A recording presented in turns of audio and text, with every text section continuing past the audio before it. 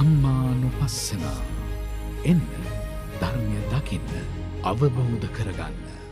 සම්මා සම්බුදු සරණයි සදැහැති පින්වත් ඔබ හැම දෙනාටම. සදහැවතුනි අද ශ්‍රී සම්බුද්ධ වර්ෂ 2566ක් වූ උතුම් පොසොන් මස පුරපසළොස්වක පොහෝ දිනය.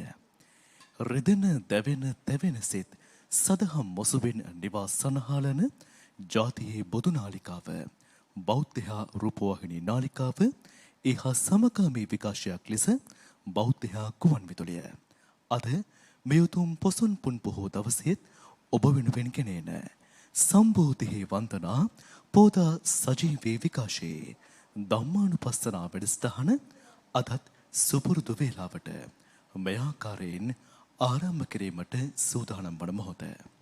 පින්වත්නි, අද මේ උතුම් වූ වැඩසටහන වෙනුවෙන් සිදු කළා වූ ආරාධනාව පිළිගෙන වැඩම අවතහල තලවතුගොඩ ශ්‍රී ඥානාරාම භාවනා මධ්‍යස්ථානාධිපති ත්‍රිපිටකාචාර්ය පූජනීය අවසරයි මෙරහවත්තේ පඤ්ඤාසිරි පින්වත් ස්වාමින් වහන්සේත් ඒ වගේම පූජනීය ඇබුලම් පහ සිරිධම්ම පින්වත් ස්වාමින් වහන්සේත් අපි පළමුවෙන් දොහොත් මුදුනත් බැඳ සාදුනාද නන්වමින් නමස්කාර පූර්වකව පිළිගනිමු. සාදු සාදු සාදු. සදහැවතුනි, අද සුපින්වත් ඔබ ධම්මානුපස්සනා වැඩසටහනේ යම් වෙනසක් දකිනවා ඇති.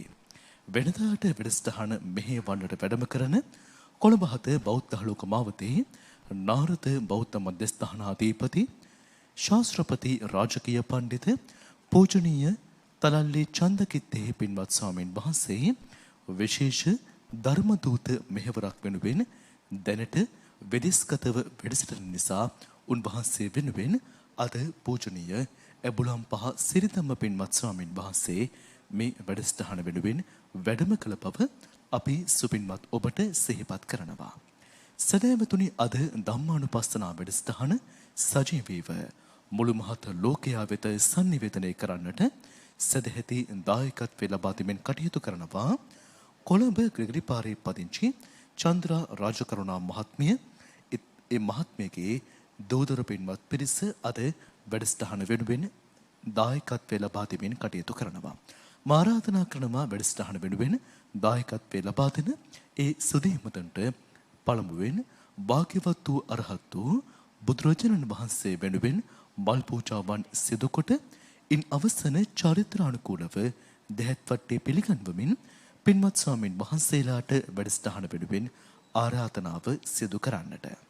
සදහැවතුනි, අපි විශේෂයෙන්ම සිහිපත් කරනවා අද වැඩසටහන වෙනුවෙන් දායක මූලික කාරකත්වයට පත්වෙච්ච චන්ද්‍රා රාජකරුණා මෑණියන් විශේෂයෙන්ම ලෝතුරු බුදුබණින් සමසිත සතන් සූපත් කරන්නට එදා පරම පූජනීය දරණාගම කුසලතම පින්වත් නාහිමියන් වහන්සේ ආරම්භ කළ මේ බෞද්ධ රූපවාහිනී නාලිකාව සාමාන්‍ය නාලිකාවක් බවට පත් කරන්නට නොයසේ නම් භූමික නාලිකාවක් බවට පත් කරන්නට තමන්ගේ සදැහැති දායකත්වය ප්‍රථමයෙන් ලබා දුන් බවට අද බෞද්ධ රූපවාහිනිය ඔස්සේ එමෙයන් වහන්සේ නිවසේ සිට මේ සජීවී වැඩසටහන නරඹනවා.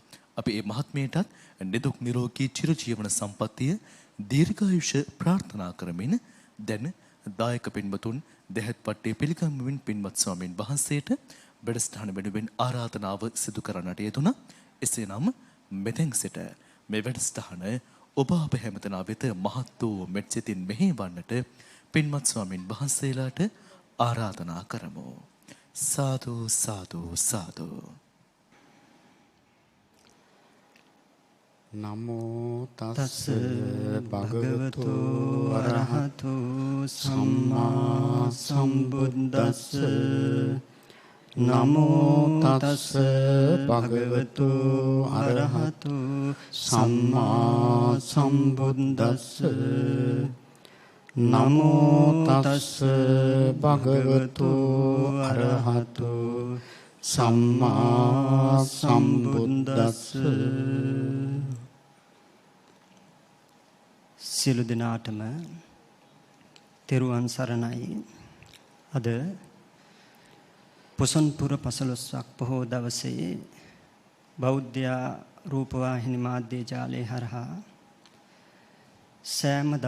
සෑම පොහෝ දිනයක් පාසා පවත්වන ධම්මානුපස්සනා වැඩසටහන අද දවසෙත් අපි සිද්ධ කරන්නයි මේ සූදානම් වන්නේ.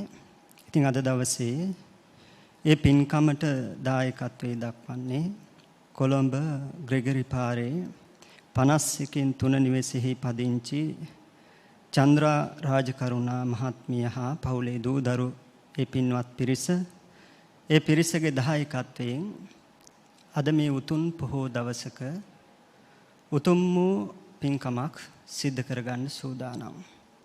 අපි මුලින්ම අපි මේ දහම් වැඩසටහනට වෙනදා වගේම අද දවසෙත් වැඩම කරන්න යෙදුණු මේ පින්වත් පිරිසට මං හිතන්නේ ජීවිතේ වැඩි කාලයක් ධර්මයෙන් අනුශාසනා කරනවා පමණක් නෙවෙයි මේ පිරිස නොදන්නා සේවයක් සෑම කෙනෙක් උදෙසාම සිද්ධ කරන ස්වාමින් වහන්සේ නමක් විහෙර විහාර හැම පැත්තකින්ම සේවය සපයමින් අපි නම් සාමාන්‍යයෙන් බෝධිසත්වයේ ගුණ තමයි තියෙන උතුමන් වහන්සේලා. ඉතින් මේ වෙන උතුමන් වහන්සේලා ඉතින් මේ වගේ පින්වත් පිරිසට මේ වගේ තැනකට ඇවිල්ලා මෙහෙම ධර්මානුශාසනා සිද්ධ කිරීම ඉතින් මේ අයගේ වාග්ය. ඉතින් අද දවසෙත් ඒ දහම් වැඩසටහනට වැඩම කරන්න යෙදුණු ත්‍රිපිටකාචාර්ය අභිධර්ම විශාරද ඒ වගේම අපගේ ගුරුදේව කල්යාණ මිත්‍ර අවසරයි ස්වාමීන් වහන්සේ නම කියන්න මිරහවත්තේ පඤ්ඤාසිරි ස්වාමීන් වහන්සේගෙන් අවසරයි. ශ්‍රද්ධාවන්ත ගුණගරුක සදැහැති කාරුණික පින්වත්නි. අද අපට විශේෂ දවසක්. අපට විතරක් නෙවෙයි මන්නම් දකින්නේ මුළු ලෝකයටම විශේෂ දවසක්. ඒ තමයි පොසොන් පොහොය දවස මිහිඳු මහ රහතන් වහන්සේ අපේ රටට වැඩම කරලා මේ ධර්මය මේ විදිහට ස්ථාපිත කරපු නිසා අනෙක් රටවල් වල ධර්මයේ අතුරුදහන් වෙනකොට අපේ රටෙන් ධර්මයේ රැගෙන ගිහිල්ලා ඒ රටවල් වල ඒ ධර්මය නැවත ස්ථාපිත කරලා මුළු ලෝකෙම ධර්මයේ පතුරවන්න ඉවහල් වුණු ප්‍රධාන දවස තමයි මේ පොසොන් පොහොය දවස. ඒ නිසා අද වැනි දවසක මේ පින්වත් පිරිස මෙහෙම ඒක රාශි වෙලා මේ වෙලාවේ මේ සිද්ධ කරන කටයුත්ත අපි දන්නවා බොහෝ වෙහෙස වෙලා මහන්සි වෙලා විඩාවටපත් වෙලා මේ කාලේ මේ ජීවිත ගෙවෙන්නේ. ඉතින් මේ විඩාවටපත් වුණු ජීවිත මොනියම් හෝ සැනසීමක් ළඟා කරගන්න ඉතින් මේ වෙලාව මම හිතනවා හොඳ වෙලාවක් හැටියට සලකගෙන අද දවසේ අපි හිතුවා විශේෂයෙන් මේ පින්වත් පිරිසගේ ජීවිතේ පොඩි තැන සිට ඉහළ තැන තමයි යමා මහ නිර්වාණ ධාතුව. මම පොඩි තැන කියලා මතක් කරේ ලෞකික ජීවිතේ. මේ ලෞකික ජීවිතයේ ඉඳගෙන නිවන් දැකීම දක්වාම තථාගතයන් වහන්සේ පිළිවෙලට ධර්ම කාරණා 9ක් ගුණ කරලා එකතු කරලා දේශනා කරපු සූත්‍රයක් ආශ්‍රය කරගෙන තමයි අද අපි මේ ධර්ම සාකච්ඡාව සිද්ධ කරන්නේ. ඉතින් මම මුලින්ම හිතනවා මේ කාරණා 9ට ප්‍රවිෂ්ඨ වීමට පෙර ඒ කාරණා 9 ඇති වෙන්න නැත්නම් ඒ කාරණා 9 බුදුරජාණන් වහන්සේ දේශනා කරන්න හේතු වුණු නිදාන කාරණය දැනගත්තා නම් හොඳයි කියලා. ඒ නිසා ස්වාමීන් වහන්සේ අවසරයි අපි මේ සූදානම් වන්නේ මේ ගිය සූත්‍රේ පදනම් කරගෙන ස්වාමීන් වහන්සේ මේ ධර්ම සාකච්ඡාව සිද්ධ කරගන්න. ස්වාමීන් වහන්සේ මම මුලින්ම හිතනවා මේ දහම් කාරණා 9 දේශනා කිරීමට පෙර එහි නිදානේ මේ පින්වත් පිරිසට දැනගන්න සැලසුවා නම් හොඳයි කියන කාරණේ ස්වාමීන් වහන්සේ අවසරයි සානස. තෙරුවන් සරණයි. අපේ පින්වත් ඇඹුලම් පහ සිරිදම්ම ආශිතුන් වහන්සේ සද්ධාවන්ත පින්වතුනි තිබෙන දාට නම් අපේ කල්යාණ මිත්‍ර ගෞරවනීය තලල්ලි චන්දකිත්ති ස්වාමීන් වහන්සේ මේ සාකච්ඡාව මෙහෙවනවා. ඉතින් අද දවසේදී ඒ පින්වත් ස්වාමීන් වහන්සේ අපේ නිවේදක මහත්මයා කියු පරිදිම ධර්ම ප්‍රචාරේ කටයුත්තක නියැලිලා හෙට දිනේදී තමයි උන්වහන්සේ ලංකාවට වැඩම කරන්නේ. ඒකත් අපි මේ වෙලාවේ විශේෂයෙන් සිහිපත් කරනවා. ඉතින් අපේ පින්වත් ස්වාමීන් වහන්සේගේ ඒ සූත්‍ර ආරම්භයට කලින් අද පොසොන්පුර පසළොස්වක් බොහෝ දවස පිළිබඳවත් වචනයක් හරි නොකියුවොත් ඒක මදිකමක් අඩුපාඩුවක් හැටියට මට දැනෙනවා. මොකද පින්නතුනේ මිහිඳු මහරහතන් වහන්සේ ලාංකීය බෞද්ධ ජනතාව සලකන්නේ අනුබුදු. ඒතර බුදුරජාණන් වහන්සේ ගාවට ලාංකීය බෞද්ධ ජනතාවට වටිනාම රහතන් වහන්සේ තමයි මිහිඳු මහරහතන් වහන්සේ. මිහිඳු මහරහතන් වහන්සේ ගත්තාම පින්නතුනේ අපට අනුරාධපුරේ වැනි ප්‍රදේශවලට කියලා බලපුවාම ඒ නට්ටාවශේෂ දැක්කහම තේරෙනවා මිහිඳු මහරහතන් වහන්සේගෙන් අපිට හැම අංශකින්ම අපේ දියුණුවක් සිද්ධ වුණා නම් ඒ සෑම දෙයකටම මූලිකම උත්තමයන් වහන්සේ තමයි මිහිඳු මහරහතන් වහන්සේ. දැන් බලන්න අපට නිර්මල ධර්මයේ වගේම දුටු ගැමුණු මහ පෙරකුම් වැනි රජවරු බිහි වුණේ මිහිඳු මහරහතන් වහන්සේගේ ආගමනය නිසා. ඒ වගේම බුද්ධදාස සිරි සංඝ බෝධි වැනි බෝධිසත්ව රජවරුන් බිහි වුණෙත් ඒ නිසාමයි. ඒ වගේම පින්නතුනි තේර පුත්තාභය සුරනිමලි වැනි මහා යෝධයන්, ඒ වගේම ලීලාවතී කල්යාණවතී වැනි රාජ්‍ය පාලනයේ යෙදිච්ච මෙහෙසියන්, ඒ වගේම විහාර මහදේවී සෝමාදේවී වැනි වීරෝදාර මව්වරුන්, ඊළඟට සිරි සංඝ බෝධි, ඊළඟට මහා පඬිත ඒ සාරිපුත්‍ර සංඝරාජයන් වහන්සේ, ඒ වගේම රාහුල සංඝරාජයන් වහන්සේ, ඒ වගේම වෑත්තෑ හිමියන්, ඒ වගේම මහා මෛත්‍රී වීදාගම මෛත්‍රී හිමියන්, මහා පෙරකුම්බාවන් වැනි මහා පඬිතයන් බිහි වුණේ. ඒ වගේම අපේ සාහිත්‍යයට අමාවතුර, බුත් සරණ, දම් සරණ, සංඝ සරණ, සද්ධර්ම රතනාවලිය, සුභාසිතය, ලෝවැඩ සංගරාව මෙවැනි ගද්‍ය පද්‍ය සෑම දෙයක්ම පින්නතුනේ ඇති උනේ මිහිඳු මහරහතන් වහන්සේගේ වැඩමවීම නිසාමයි. එහෙමනම් මේ ලංකා ධරණි තලයේ රහතන් වහන්සේලාගෙන් උතුරලා ගියේ උන්වහන්සේගේ වැඩමවීම නිසා. ඒ නිසා උන්වහන්සේට කරන උපහාරයක් හැටියට අද දවසේදී හොඳට පින්නතුලා ගුණපිළිවෙත් පුරලා රහතන් වහන්සේලාට උපහාර කරන්නට සුදුසුම දේ තමයි මේ විදිහට සිල් ගුණ පුරලා ප්‍රතිපත්ති පිරීම. එහෙමනම් අද අපේ මේ පින්වත් ස්වාමීන් වහන්සේ සිහිපත් කළ පරිදිම සාමාන්‍ය ජීවිතයේ ඉඳලා නිවන දක්වාම ඇදිලා යන උතුම් දේශනාවක් තමයි මේ ගිය සූත්‍රය කියලා කියන්නේ. ඉතින් අපේ ඇඹුලම්පහ ස්වාමීන් වහන්සේ මතක් කළේ මේකේ නිධාන කතාව. තාම කෙටියෙන් මොකද අපිට ධර්මකාරණා රාශියක් මේකේ කතා කරන්න තියෙනවා. එනිසා මේ දේශනාව බුදුරජාණන් වහන්සේ සිදු කළේ වාලිකා කියන ප්‍රදේශයේ වැඩ ඉන්න කාලේ. ඉතින් මුල් කාලේ බුදුරජාණන් වහන්සේට නිත්‍ය උපස්ථායකෙක් හිටියේ නැහැ. ඒ සමහර අවස්ථාවල උපවාන ස්වාමීන් වහන්සේ උපස්ථාන කරලා තියෙනවා. ඒ වගේම මේගිය ස්වාමීන් වහන්සේ උපස්ථාන කරලා තියෙනවා. තුන්ද ස්වාමීන් වහන්සේ උපස්ථාන කරලා තියෙනවා. මේ කියන කාලේ මේගිය හාමුදුරුව තමයි උපස්ථාන කළේ. එතකොට මේ කුටියේ මේ සේනාසනේ වැඩ සිටියේ බුදුරජාණන් වහන්සේ මේගිය හාමුදුරුව විතරයි. ඉතින් මේගිය හාමුදුරුව හැමදාම ඒ ළඟ තියෙන ගමට පිණ්ඩපාතේ වඩිනවා. දවසක් මේගිය හාමුදුරන්ට හිතුණා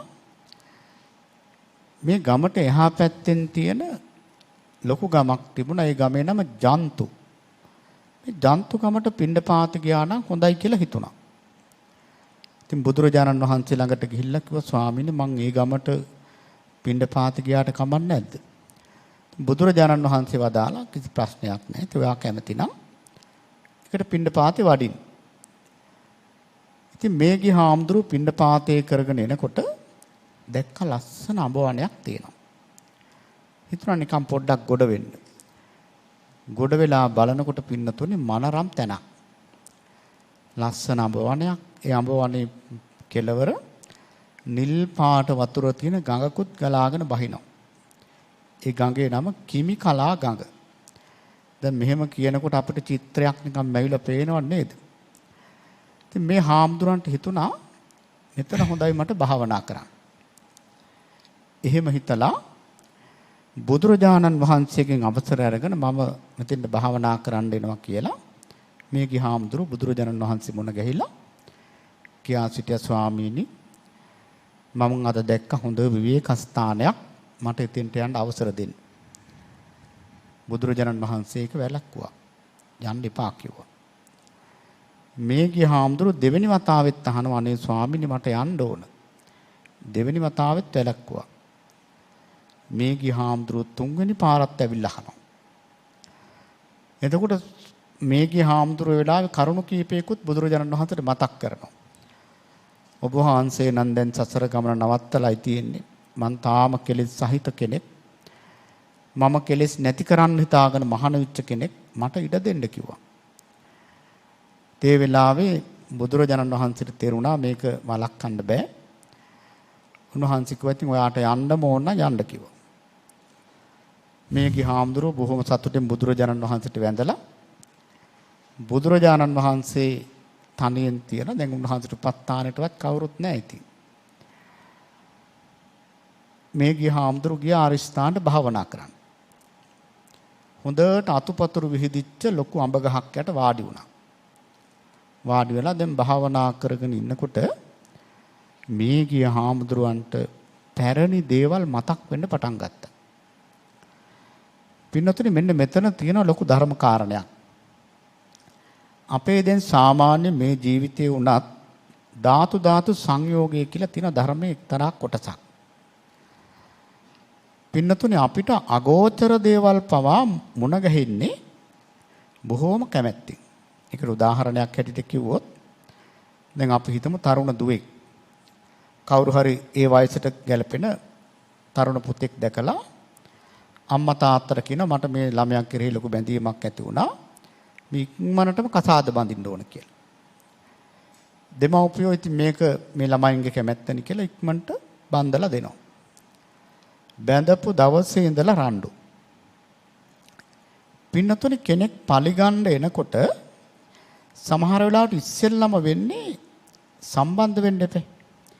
දැන් මහා බෝසතාණන් වහන්සේට දේවදත්ත ඔය විදිහටම පස්සෙන් ආවේ. දැන් බලන්න අන්තිම ජීවිතේදීත් යසෝදරාවගේ අයියා. ඒ සමීපත්වයක් තිබුණ නැත්තම් පලිගන්න පුළුවන් කමක් නැහැ. ඒකට කියනවා ධාතු සංයෝගය කියලා.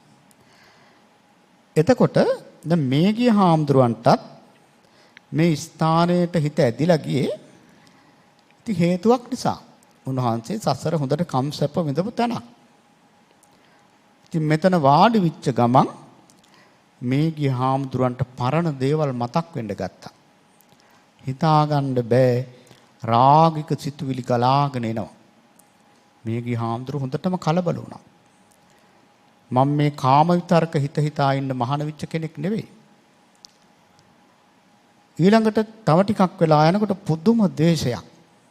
කේන්තිය කෙනෙක් උප්පරිම. ව්‍යාපාද විතරක. මේගිය හාමුදුරුවෝ කලබල වුණා ඉක්මනට නැගිට්ටා. නැගිටලා දුවගෙන ගියා බුදුරජාණන් වහන්සේ ළඟට. ගිහිල්ලා කිව්වා නේ ස්වාමීනි පුදුම වැඩක් නේ උනේ. මම මේ කාම විතරක හිත හිතා ඉන්න මහාන වෙච්ච කෙනෙක් නෙවෙයිනේ. සද්ධාවෙන් මහාන වෙච්ච කෙනෙක්.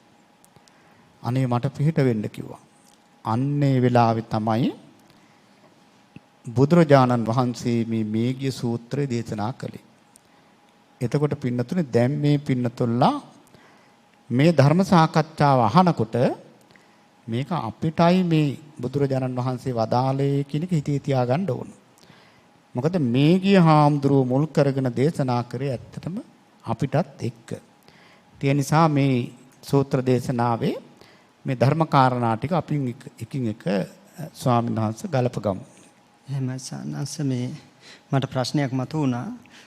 ඇත්තටම දැන් අපි ජීහි කාලේ ඒ වගේම පැවිදි අපි ශ්‍රද්ධාවෙන් පැවිදි වුණාට ස්වාමීන් වහන්සේ අපිට හිතුවමනාපේ වනගත වෙලා භාවනා කිරීම ලේසි දෙයක් නෙවෙයි නේ සානස. ඕන වෙලාවක අපිට මේ විතරක කියන එක නැඩගෙන අපේ ඇත්තටම අපේ ස්වාමීන් වහන්සේ හොඳ දෙයක් මේ මතු කළා. එහෙම. දැන් ඇත්තටම ස්වාමීන් වහන්සේ නමක් වුණත් දැන් බුදුරජාණන් වහන්සේ විනය පිටකයේ දේශනා කරලා තියෙන්නේ මොන තරම් උගතෙක් වුණත් ධර්මයේ කෙල්ලවරටම දැනගත්තත් රහතන් වහන්සේ නමක් වුණත්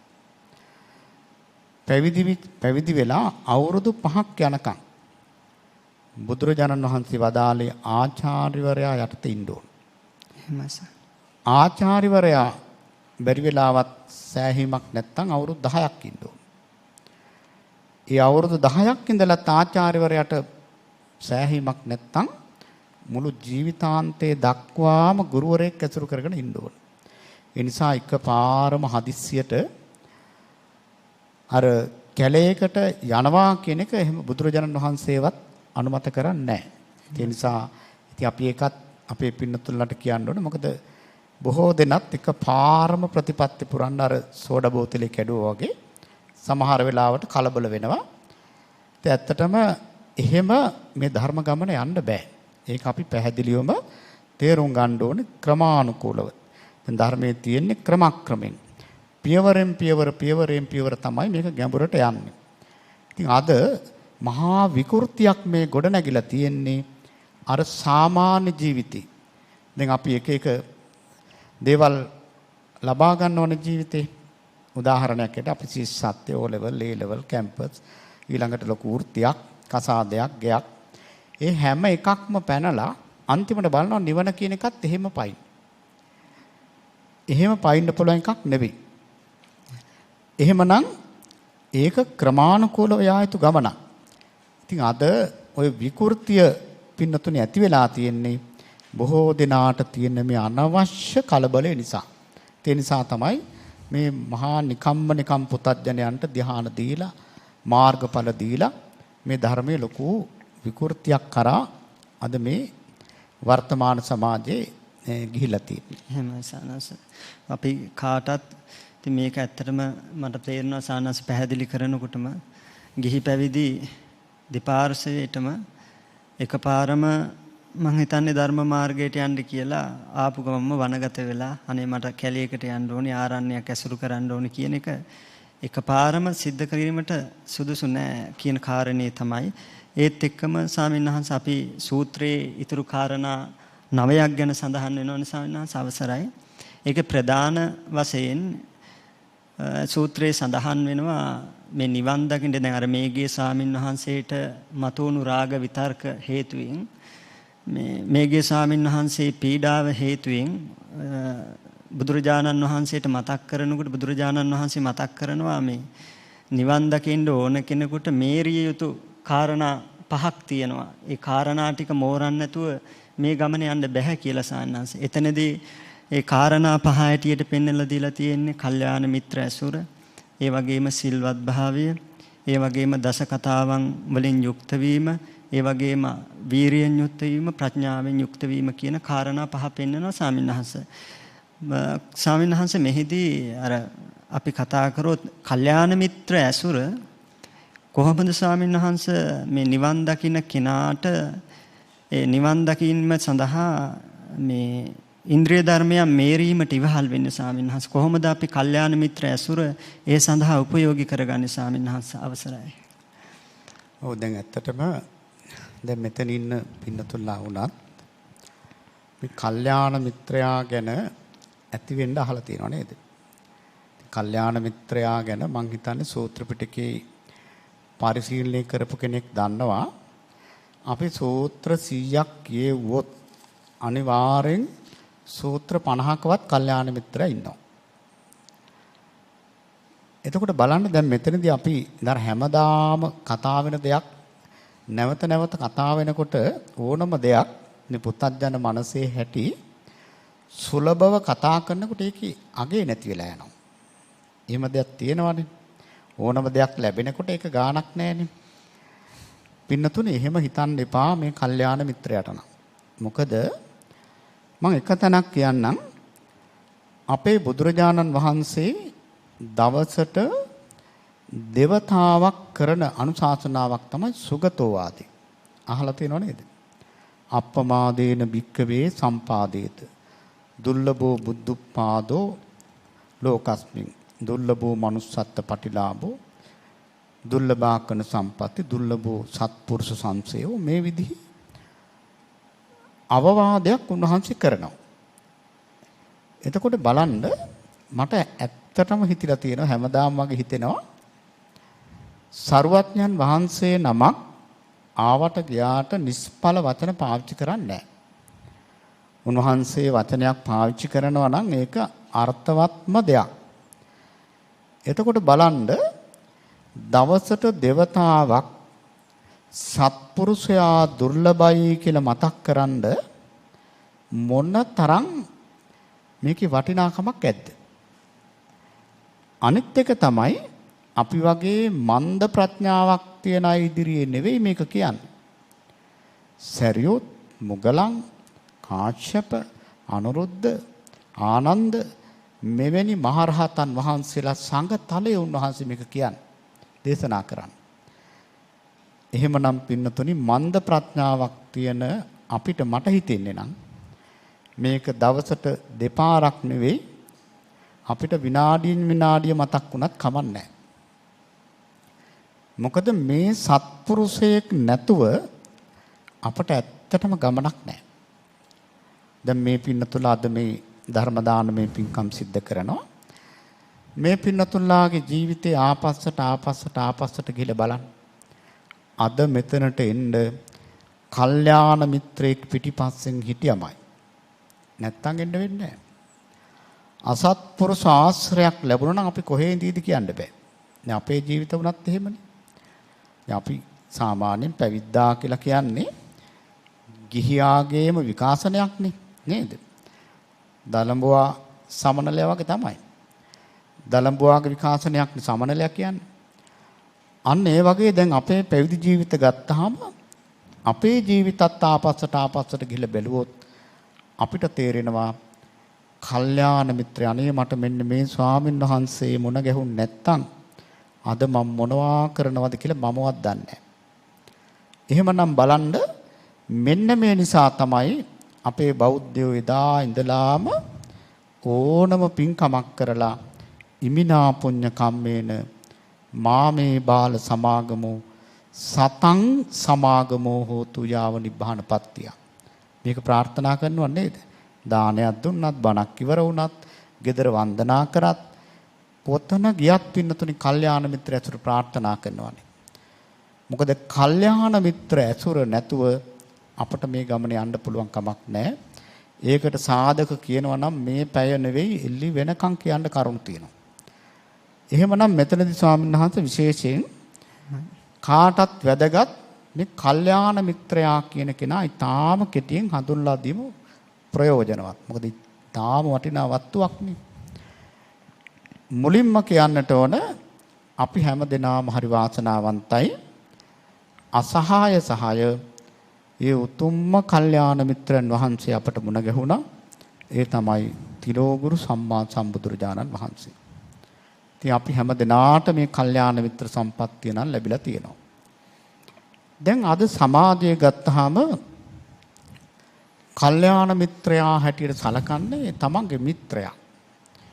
දැන් සමහර අය අපි ළඟට ඇවිල්ලා පෙන්නනවා යාළුවෙක් එක්කන් ඇවිල්ලා ස්වාමීන් වහන්සේ මෙයා මගේ හොඳම කල්යාණ මිත්‍රයා කියනවා.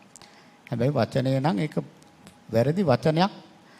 මිත්‍රයාට කල්යාණ මිත්‍රයා කියන නම පාවිච්චි කරන එක. දැන් එතන මිතුදමක් තියෙනවා. මොකක් හරි අඩුපාඩු වුණාම සල්ලි දෙනවා. දුකේදී සැපේදී ඉන්නවා. හැබැයි යාළුවා කිව්වොත් යම් බොන්න කියලා අරයත් යනවා. ඊළඟට ඕනම දෙයක් එකතු වෙලා කරනවා. ඉතින් ඒ කල්යාණ මිත්‍රකමක් නෙවෙයි. එතන මිත්‍රකමක් තියෙනවා. කල්යාණ මිත්‍රයා කවදාවත් ඒ වගේ දුස්සීල වැඩකට යොමු වෙනවද? යොමු වෙන්නේ නැහැ. තමන් ඇසුරු කරන යාළුවා දුස්සීල නම් කොහොම හරි සීලවන්තෙක් කරනවා. තමන්ගේ යාළුවා තද මසුරු නම් ත්‍යාගවන්තෙක් කරනවා. තමන්ගේ යාළුවා අල්පක්සුතෙක් නම් බණ පොත් දීලා වැඩසටහන් වලට එක්කන් ඇදගෙන ගිහිල්ලා කොහොම හරි බහුසුතෙක් කරනවා. සද්ධාව මදි නම් කොහොම හරි සද්ධාවට ගේන ඇඟට නොදැනි කරන්නේ මේවා. එකපාරම නෙවෙයි. අන්න ඒ වගේ ಗುಣ තියෙන කෙනෙක් තමයි කල්යාණ මිත්‍රයා කියලා කියන්නේ. එහෙමනම් මේ කල්යාණ මිත්‍ර ඇසුර කියා නිම කරන්නට බැරි තරම් දෙයක්. ඉතින් අවසාන වශයෙන් මම මේ කල්යාණ මිත්‍රයා ගැන වචනයක් කියන්නම්. කල්යාණ මිත්‍රයා හඳුනගන්න හැම වෙලේම හිතේ තියාගන්න පහසු මිම්මක් තියෙනවා. ඒ මිම්ම පින්නතුලා දන්නවා මං හිතන්නේ. ඒ මිම්ම තමයි කල්යාණ මිත්‍රයා කවදාකවත් කෙනෙකුගේ අගුණක් කතා කරන්නේ නැහැ. දෙහිම මිනිස්සු ඉන්නව නේද? කාගවත් දොස් කතා කරන්නේ නැහැ. එහෙම සමහරවිට මිනිස්සු ඉන්නවා. ඒ තමයි කල්යාණ මිත්‍ර ලක්ෂණ. ඊළඟට කල්යාණ මිත්‍රයා කවුරු හරි කෙනෙක් ඇහුවොත් අහවලා මෙහෙමයිලු නේද? අරහාමුදුරුව මෙහෙමලු නේද? ඕවන් ඉතින් අපි කතා වෙන්නේ. එහෙම අහනකොට කල්යාණ මිත්‍රයා කරන්නේ මොකද දන්නවද? ඕවම තමයි ඉතින් පුතත්ජන කමනේ. අපි ඕව හරියට දන්නෙත් නෑනේ. හැබැයි ඉතින් ඔය අගුණ කෙසේ වෙතත් මෙන්න මේ වගේ ගුණයක් නම් එයාගේ තියෙනවා කියලා අර තියෙන ගුණයක් තමයි පෙන්වන්නේ. ඇත්තටම මෙහෙම මිනිස්සු අපිට හම්බෙලා තියෙනවා. මොකක් හරි පරි වෙලා හරි අපි වුණත් අඩුපාඩුවක් කතා කරොත් ඒක ඔස්සේ යන්නේ නැහැ. ඊළඟට මේ කල්යාණ මිත්‍රයාගේ තියෙන විශේෂ දෙයක් තමයි නිතරම අනුන්ගේ ಗುಣ කියනවා. එහෙම අය ඉන්නවා. කොහේ ගියත් හැම වෙලේම ගුණයක් විතරයි ඒ කටින් එළියට එන්නේ. පන්සලකට ගියොත් පුදුම තැනක් හරිෂෝ කරසිල්වත් එහෙම තමයි. කෙනෙක් ඇසුරු කරොත් එයාගේ තියෙන මොනවා හරි ගුණයක් තමයි අල්ලන්නේ. ඒ කල්යාණ මිත්‍රයාගේ හැටි.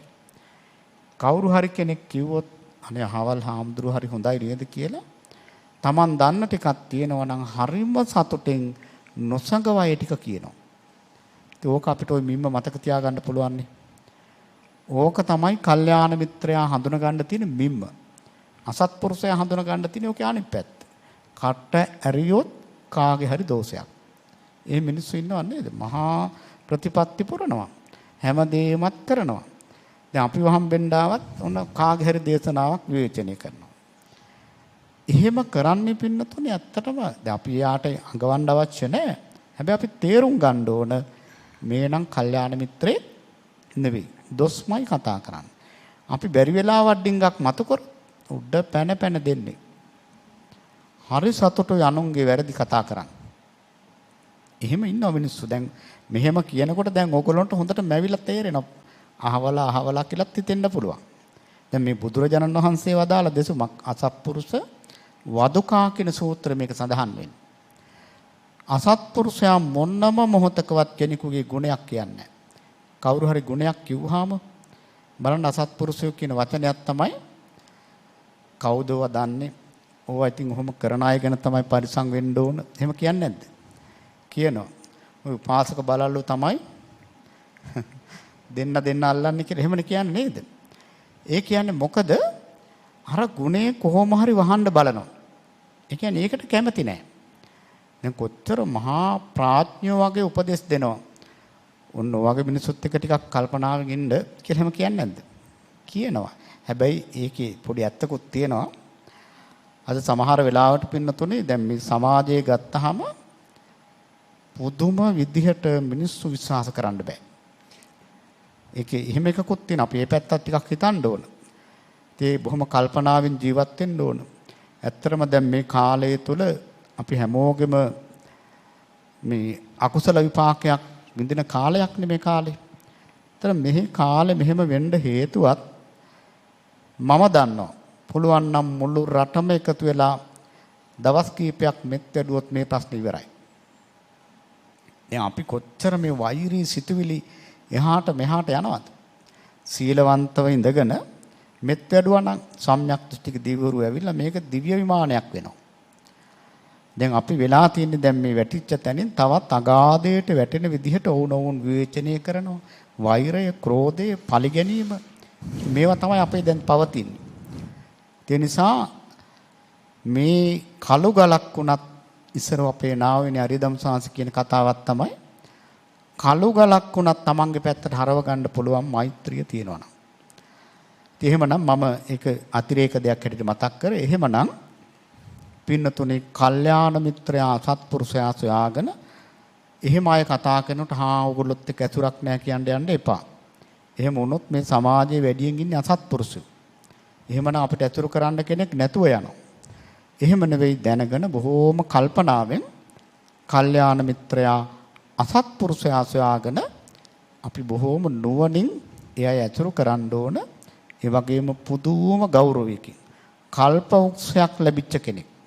කල්පවෘක්ෂය කියලා කියන්නේ හිතුව පැතු සම්පත් පහළ වෙන එකක්. දැන් හිතුව පැතු සම්පත් පහළ වෙනවා කියන්නේ ඒ වගේ එකක් කොහොමද අපි ඉතින් ආරක්ෂා කරගන්නේ? අන්න ඒ වගේ කල්යාණ මිත්‍රයා ඇසුරු කරන්න කියලා බුදුරජාණන් වහන්සේ දේශනා කරලා තියෙනවා. එහෙමනම් අපේ ස්වාමීන් වහන්සේ මේ මතක් කරපු මේගි සූත්‍රයේ මෝරන්න ඕන කාරණා අතුරින් පළවෙනි කාරණේ තමයි කල්යාණ මිත්‍ර සම්පත්තිය. සනසයි කාරණේ මතක් කරගෙන එනකොට මට කතාවකුත් මතක් වුණා. සනස අවසරයි සුගතියකට යන්නවත් බෑ අඩුම ගානේ සනස කල්යාණ නිවන් ප්‍රතිපදාව කෙසේ වෙතත් ස්වාමීන් වහන්සේ කතාව දන්නවා. මම මේගොල්ලන්ට මතක් කරන සනස ඒක අර සුගතියකට යන්නවත් විදිහක් නැහැ කියන කාරණේ අර දමිල රාජ බිලිවැද්දාගේ කතාවස්තුව සනස ලංකාවේ ඒ කතාවස්තුවේදී තියෙන්නේ අවුරුදු ගාණක් මාළු මරමරා හිටපු කෙනෙක් අවසානයේට මරණාසන්න කාලෙදී චුල්ලපිණ්ඩපාතික මහරහතන් වහන්සේ කියලා මතක් කරලා තියෙනවා. ඉතින් මේ මහරහතන් වහන්සේ බලනකොට මෙයා මැරිලා ගිහිල්ලා නිරේ උපදිනවා.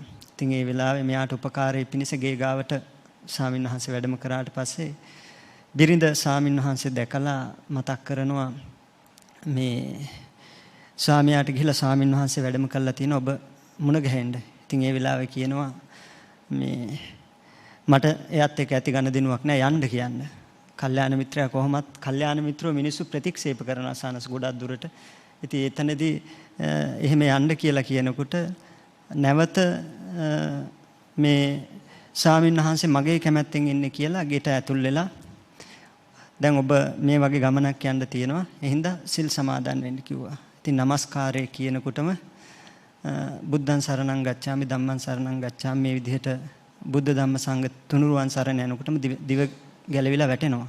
ඉතින් මහරහතන් වහන්සේ දැනගන්නවා මේ වෙලාවේ මෙයා ආපහු සීලෙක පිහිටන්න බෑ. මේ කාරණා ටික විතරක් හිතන්න කියලා යනවා. ඉතින් මේ කාරණා ටික හිතලා ඉතින් මිය පරලොව ගිහිල්ලා දෙව්ලොව උපදිනවා. බලන්න එතකොට කල්යාණ මිත්‍ර ඇසුර කියන එක ස්වාමීන් වහන්සේ පුදුම පිහිටක් තියෙන එක. ස්වාමීන් වහන්සේ හොඳ කතාවක් මතක් කරේ. ওই කතාව ඇත්තටම දැන් අපේ ඔය සිංහල සාහිත්‍යයේ සඳහන් වෙනවා. අද නාරම් වල තියෙන රුවන්ගිරි කන්ද කියන ආරණ්‍යය. ඒ ආරණ්‍ය අසුරු කරගෙන තමයි රහතන් වහන්සේ වැඩ හිටියේ. ඉතින් රුවන්ගිරි කන්ද කියන ආරණ්‍යය ඉතින් ඇත්තටම පසු කාලයේ මාතලේ සීලරක්කිත කියලා ස්වාමීන් වහන්සේ නමක් හිටියා මේ මෑත කාලේ. කියන්නේ අවුරුදු 40කට විතර කලින්. උන්වහන්සේත් බොහෝම අභිඥාලාභී හොඳ ස්වාමීන් වහන්සේ නමක්. අපි උන්වහන්සේ පිළිබඳවත් හොඳට කරුණු අහලා තියෙනවා. දැන් මේ අපේ ශ්‍රීධම්ම ස්වාමීන් වහන්සේ කියපු කතාව දැන් උන්වහන්සේ පුදුමාකාර සත්පුරුෂයෙක්. ඒ ඔය ස්වාමීන් වහන්සේ අදිෂ්ඨානයක් කරගෙන තියෙන මම මේ පින්නපාත යන ගමේ කිසිම කෙනෙකුට මං අපායට යන්න දෙන්නේ නැහැ කියලා. ඒ රහතන් වහන්සේ මහ පුදුම කල්යාණ මිත්‍රයෙක්. ඕනම කෙනෙක් මිය පරලෝ යනකොට උන්වහන්සේ ජීවත් වෙලා හිටපු කාලේ කිසිම කෙනෙක් සිහල කතා කියන ඒ පාළි අට කතාවේ තියෙනවා කිසිම මිනිස්සෙක් ඒ ගමේ අපායට ගිහිල්ලා නැහැ. එහෙමයි ඉතින් ඇත්තට මේක සැබෑම කල්යාණ මිත්‍රයෙක්. එහෙමයි සානස. එතකොට දැන් මට තව කාරණයක් මතක් වුණා සානස. දැන් අපි කල්යාණ මිත්‍රයෝ ඇසුරු කරන දැන් ස්වාමින් වහන්සේලා ඇසුරු කරාට ඉතින් මිනිස්සු ඒ ගුණයන් පුරුදු නොකිරීම කල්යාණ මිත්‍ර ඇසුරෙන් එයාලා හරි ඵල ප්‍රයෝජනෙ ගන්න නැහැ කියන කාරණේ ස්වාමින් වහන්සේ විද්‍යමානයි නේද සානස? ඔව්. ඉතින් ඇත්තට දැන් මේ එහෙම දැන් බලනකොට මේක ඉතින් කෙලෙස් වේගය වැඩිනේ. එහෙමයි සානස. දැන් ඇත්තට දැන් අපිට මේ සද්ධර්මයේ මුණ ගැහිලා තියෙනවා. කල්යාණ මිත්‍ර ඇසුර තියෙනවා. නමුත් පින්නතුනි ඉතින් ඒකට අපිට හිතන්න තියෙන්නේ ඉතින් ඇත්තටම අපි හැම කෙනෙකුගේම සිත්වල කුසලයට වඩා වේගෙන් අකුසලයේ ඇති වෙනවනේ. දැන් අපිට ඊර්ෂ්‍යාව කියන එක මේ ආයේ අමුතුවෙන් ඇති කරගන්න දෙයක් නෙවෙයිනේ. ලෝභය කියන එක ඇති කරගන්න දෙයක් නෙවෙයි. මේ දීර්ඝ සසර මේ අනවරාග්‍ර ගමන කියන එක කෙලවරක් නැහැනේ. ඒතර මේ ගමනේ අපි වැඩි පුරම පුරුදු කරලා තියෙන ස්වාමීන් වහන්සේ මේ කෙලෙස් ගති. එහෙමයි සානස. අපි දැන් මේ ධර්ම සාකච්ඡා කරන වෙලාවේ දැන් මේ වෙලාව අපේ සිත් හොඳට පිබිදිලා තියෙනවා. තව මොහොතකින් ඉතින් අපේ සිත වෙනස් වෙනවා. ඉතින් අපි මේක කොහොම හරි පුරුදු කරගෙන වීරියෙන් ඉස්සරහට යන්න ඕන. මොකද මේ සසර ගමන කියන එක අර පහලට ගලන ගඟක් වගේ. පහලට ගලන ගඟේ වාඩි වෙච්ච ගමන් පහලට යනවනේ. ඒක තමයි සසර ගමන. ඒ ගඟේම උඩට පිහිනනවා වගේ වැඩක් තමයි නිවන් ගමන. දැන් උඩට පිහිනන කෙනා ඔන්න දැන් පිහිනනවා. දැන් මහන්සි මන් ටිකක් විවේක ගන්නවා කියලා හිතුවොත් ආයෙ පහළ. දැන් ඔය ගොඩාක් භාවනා කරන අයට ඕකයි වෙන්නේ. දැන් අපිට ඇවිල්ලා කියන මම දැන් අනිත්‍ය සංඥා වැඩුවා දවස් 10ක් කරා. දැන් ඔක්කොම හරි කියලා වගේ හිතනවා. පින්නතුනේ ආපහු එක විනාඩියක් දවසක් දෙකක් යනකොට හිටියටත් වඩා වැටෙනවා. ඉතින් ඒකනේ දැන් මේ හරියට දැන් මේ ගිහි පැවිදි කියන දෙපක්ෂයේ තියෙන වෙනස. ඉතින් හරියට මහානකමක් කරන කෙනෙකුට මේ කෙලෙස් එක්ක ඒ සටනත් එක්ක ඉන්න පුළුවන්. මේ ඇත්තන්ට තියෙන සම්බාධක වැඩිනේ. සම්බාධක වැඩි නිසා ටිකක් ඉතින් ගමන මන්දගාමි. ඉතින් හරියට මේ කෙලෙස් සතුරා සමග සටන් කරනවා කියලා කියන්නේ ඒකටම යොමු වෙලා ඉන්න ඕන. හරියට දැන් බලන්න අර හොඳම දේ තමයි ගඟේ උඩට පිහිනනකොට අනේ මහන්සි කියලා පොඩ්ඩක් හිටියොත් යනවනේ පහළට. ඉතින් එහෙමනම් මේක ඉතින් මහන්සියක් බලන්න බෑ. දිගටම ඉස්සරහට යන්න ඕනේ. ඉතින් අපේ ස්වාමීන් වහන්සේ මතක් කරපු විදිහට ඉතින් ඇත්තටම මේ කල්යාණ මිත්‍ර ඇසුර ධර්මයේ තියෙනවා. දැන් බණ කියන රටක් නේද? මොන බණද? අඩුම ගානේ සංස මම අර වැලියෝ ස්වාමීන් වහන්සේ කාරණාව මතක් කරගෙන එනකොට දැන් ස්වාමීන් වහන්සේලාගේ මහා ගුණයක් තියෙනවා. සෑම කෙනාටම සේවය කරනවා. ඒතකොට ඒ ගුණ දකින්න නැති පිරිසක් ඉන්නවා. ඒතකොට ගිහි අයගේ ස්වාමීන් වහන්සේ මම දැකලා තියෙනවා බොහෝ ගුණ තියෙනවා. නමුත් හැම මිනිස්සයාම දකින්න අර පුංචි අඩුව. ඉතින් ඒක හරි දැන් අර අච්චර ගුණ තිබිලා ස්වාමීන් වහන්සේ මෙච්චර මේ අඩුව දකින්න තරම් අපි පිරිහුණා කියනකොට සානස් එතෙන්දවත් අපේ අදහස් ගොනු වෙලා නැහැ කියනකොට ඒක හරි දුකක් කියලා හිතනවා. මෙච්චර බණ කියලා සානස් මේ විදිහට කියලා මෙහෙම හරි හිතන්න කියලා. නමුත් අර පුංචි අඩුවමයි හොය හොයා යන්නේ. ඒක මහ පුදුමයි ස්වාමීන් වහන්සේ. ඔව් ඒක තමයි ඉතින් ඇත්තටම මේ කෙලෙස් ගති තමයිනේ. එහෙමයි. ඉතින් ඒක ඉතින් අපිට කාටත් ඒක අපි පුනා කතා කරන්නත් ඕන තමයි. නමුත් ඇත්තටම බලපුවාම ඉතින් ඒක තමයි ස්වභාවය. ඉතින් මොකද මේ කෙලෙස් ගතියට පේන්නේම අර ඒ අඩුපාඩුව තමයි. ඉතින් නමුත් ඉතින් අපි ටික සකස් කරගෙන මේ ධර්මයේ ලැබිච්ච වෙලාවේ අපි ක්‍රමානුකූලව දැන් ඇත්තටම මේ ධර්මඥානය ඇති කරගන්න තරමට මේ ගමන යන්න ලේසි. දැන් අපි මේ හිතන්න ඕන දැන් අපිට තියෙන ප්‍රශ්නේ අපි දැන් හිතන්නේ දැන් මේ ජීවිතේ අපි ඔන්න පළමුවෙන්ම ඉපදිලා පළමුවෙන්ම ඉස්කෝලේ ගිහිල්ලා පළමුවෙන්ම O level A level කරලා දැන් පළමුවෙන්ම හොඳ රැකියාවක් කරලා පළමුවෙන්ම වාහනයක් අරගෙන ගෙයක් හදාගෙන ළමයි හදාගෙන ඉන්නවා කියලා හිතෙන්නේ. පින්නතුනි මේ ගමන මේක පුදුම ගමනක්. මේක හොඳට විශ්වාස කරන්න. දැන් මේවා අතිශෝක්තියෙන් කියනවා වගේත් හිතෙන්න පුළුවන්. සමහර දේවල් කියනකොට ධර්මයේ තියෙන කාරණා වුණත් ටිකක් අතිශෝක්තියෙන් වගේ දැනෙනවා. ඉස්සර අපිටත් දැනුණා එහෙම. ඉස්සර දැන් පුංචි කාලේ මේ ධර්ම ඉගෙන ගන්න දවස්වල හිතුණා ඉතින් මේක වෙන්න පුළුවන්ද කියලාත් හිතුණා. නමුත් පින්නතුනේ සසර ගමන ගැන හිතනකොට ඒක ඒකාන්තයෙන් මෙහෙම වෙනවා. දැන් බලන්න දැන් මගේ ජීවිතේ ගත්තොත් මගේ මේ ජීවිතේ ආරම්භක කෙලවරක් හොයන්න බෑනේ. පුදුම දෙයක් නෙති මේක කොහේ හරි ආරම්භයක් තියෙන්න බෑ. බුදුරජාණන් වහන්සේ දේශනා කරනවා එක සත්වයකගේ ආරම්භයක් හොයන්න බෑ. උන්වහන්සේ කිසිසේත් මේකට වෙහෙසුන්නේ නැහැ. එහෙම වෙහෙසිලා වැඩක් නැහැ. එතකොට ඒකනේ බුදුරජාණන් වහන්සේ දැන් මෙතන ඉන්න මේ පිරිස ගත්තාම අපි හිතන්න ඕනේ දැන් මේ ජීවිතේ මේ උසස් විදිහට අපි ජීවත් වෙනව නෙවෙයි. මෙතන ඉන්න හැමෝම සක්‍රියා වෙලා තියෙනවා. මෙතන ඉන්න හැමෝම සක්විති රජ වෙලා තියෙනවා. එතකොට දෙතිස් මහ පුරුෂ ලක්ෂණ ඔයත්තන්ට තිබුණා. දැන් එකක්වත් නැහැ නේද? එතකොට බලන්න මෙතන ඉන්න අය බ්‍රහ්මයෝ වෙලා ඉඳලා තියෙනවා. අපි නොලබපු සම්පත්තියක් නෑ හැමදේම විඳලා තියෙනවා. එතකොට අපි දැන් දරුවන්ට බැඳිලා ඉන්නවා. මේක නිකන් හරිය අලුතෙන්ම හදාගත්තා වගේනේ අර බැඳෙන්නේ. නමුත් මේ පින්නතුල්ලා දරුවෝ කොච්චර හදලා තිනවද? සාමාන්‍ය සංඛ්‍යා නැහැ. ඒකයි අසංඛ්‍යය කියන්නේ. එතකොට බලන්නකො මේ හැමදාම කරගෙන ආපු වැඩේ කරලා තියෙනවා. ඊළඟට අනාගතයේ මේ සසර ගමන නැවැත්තුවේ නැත්තම් කොහොම ඉතින් ඒක හිතා ගන්න බෑ. ඉතින් එහෙමනම් මේ සාංශාරික ගමන හරි පුදුම ගමනක්. ඒ නිසා ඒ ගැන අපි කල්පනා කරලා දැන් මේ ධර්මයට ප්‍රවේශ වෙන්න තියෙන අවස්ථාවේ ටික වැටෙනවා. දැන් ගොඩාක් අය ඔන්න දැන් මම දන්නවා භාවනා කරනවා. ස්වාමීන් වහන්සේලා වුණත් ඉන්නවා. භාවනා කරලා ඉතින් හිත ටිකක් හදා ගන්න හොඳට භාවනාවත් වැඩෙනවා. ආයෙ වැටෙනවා. ආයෙ කරනවා. ආයෙ වැටෙනවා. බෑ ස්වාමීන් වහන්සේ. මම නම් හිතුවා භාවනාව අතහරිනවා කියලා. මේ හාමුදුරුවෝ කියනවා. මං ස්වාමීන් වහන්සේ බණ අහගෙන බණ පොත් ටික බලාගෙන සම්බුද්ධ පූජාව තියාගෙන වතක් පිළිවෙතක් කරගෙන මම ඉන්නවා. ඒ මොකද එහෙම කියන්නේ මේ හිත කියන එක වැටෙනවා වැඩි. හිත කියන්නේ පින්නතුනේ යන එකක් නේ. ඉතින් ඒක මේක තැන තියෙන්නේ නෑනේ. ඉතින් අපි මේ වැටෙන ගානට නැගිටින්න ඕන.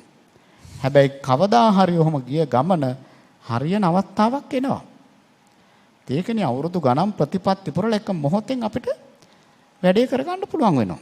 දැන් බලන්න බුදුරජාණන් වහන්සේ ළඟ තථාගතයන් වහන්සේ දිට්ඨ මට්ටම් කියනකොට චතුරාර්ය සත්‍ය අවබෝධ වුණානේ. ඒ නිකන් අවබෝධ වුණේ නේද? අර දාරුචීරි ස්වාමීන් වහන්සේ බලන්න ඊට ඉස්සෙල්ලා කාශ්‍යප බුද්ධ ශාසනය කන්දක් උඩට නැගලා ආය බහින් නැහැ කියලා ඉනිමකත් තල්ලු කරා.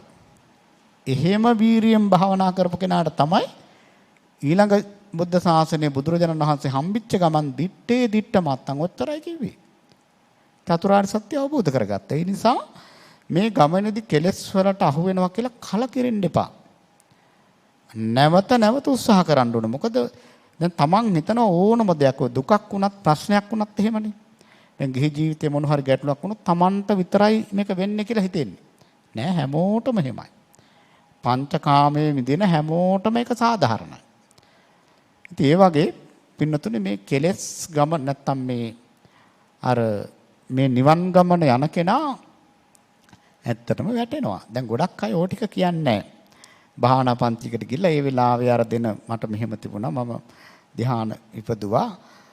ඒ අර හොඳ ඒ චුට්ට විතරයි කියන්නේ. ධ්‍යාන උපදවලා ස්ථිරයි නම් අපිට නිවන් දකින්න ඕනේ නැහැ නේ. ඒක වැටෙනවා. ඔය ධ්‍යාන කියන දේවල් කරන කාලේ විතරනේ. ආපහු ඒක නැවතුවොත් ඉවරයි. ඉතින් ඒ නිසා මේකට අපි වැටෙන්න ඕනේ. හැබැයි මෙහෙම කියලා ඔහේ ඉන්න හොඳ නැහැ. කොහොම හරි ටික හරි මේ ಗುಣධර්ම වඩන්න ඕන. අද විනාඩි 10ක් වාඩි වුණා නම් හෙට පැය කාලක් ඔය විදිහට කාලේ වැඩි කරගනිමින් ප්‍රතිපත්ති පුරන්න ඕන. එතකොට අපිට මේ ගමන ඒකාන්තයෙන්ම සාර්ථක කරගන්න පුළුවන්. ඉතින් මේකට අර උත්හාන වීරිය නැත්තම් මුකුත් කරගන්න බෑ. ඒ නිසා දැන් ඇත්තටම ඉතින් ඔය සත්පුරුෂ ආශ්‍රය වුණත් අපි එකෙන් විපුල ඵල නෙලා ගන්න නම් ඇත්තටම ඉතින් මේ වීරිය කියන එක තියෙන්න ඕන. එහෙමයි සනස. ඊළඟට මම හිතුවා දෙවෙනි කාරණේ සනස කාලෙත් එක්ක යන නිසා විශ්වාසනා හොඳයි කියලා. සනස දෙවෙනි කාරණේ සඳහන් වෙන්නේ සීලය කියන එක. සීලය අපි කොහොමද නිවනට උපකාර වෙන විදිහට පුරුදු කරගත යුත්තේ කියන කාරණේ තමයි මතක් කරන්නේ සනස. ඔව් ඇත්තටම දැන් අපි දැන් කාරණා 9ක්ම තියෙනවා. දැන් තව පය භාගයයි තියෙන්නේ. එතකොට දැන් අපි ඒ නිසා ඊතුරු කාරණා ටිකක් සරලව කතා කරමු. මොකද අවසාන කාරණා 4 හරි වැදගත්. එහෙමයි සනස. දැන් ඇත්තටම සීලය කියන එක පින්නතුලා දන්නවනේ. මේ කයයි වචනයයි දෙකේ සංවරය මේ සීලවන්තකම නැතුව ඇත්තට අපට ගමනක් නැහැ. ඒ නිසා අපි සීලය හදාගන්න ඕන. මම මෙහෙම අද කාලේ පවතින දේවල් කියන්නේ විවේචනාත්මකව නෙවෙයි අපි හැදෙන්න එපේ. දැන් සමහර අය කියනවා අපි සීලය ගැන හිතන්න එපා. ඔක දුෂ්ටියක්. ඔය සීලය ගැන කොහෙද තියෙන්නේ? බුද්ධ ශාසනයක සීලයක් ගැන කතා මේ සීලයෙන් සෑහීමකටපත් වෙනව නෙවෙයි. ඇත්තටම සීලයෙන් සෑහීමකටපත් වෙන්නේ නැහැ තමයි. හැබැයි පළවෙනි පඩිය තමයි සීලය. දැන් සත්ත්ව විසුද්ධියේ සීල විසුද්ධිය නැතුව චිත්ත විසුද්ධියක් ගැන කතා කරන්න බෑනේ. මේ දිට්ඨි විසුද්ධියක්, කාංකා විතරණ විසුද්ධියක් මොන විසුද්ධියක්වත් බෑ.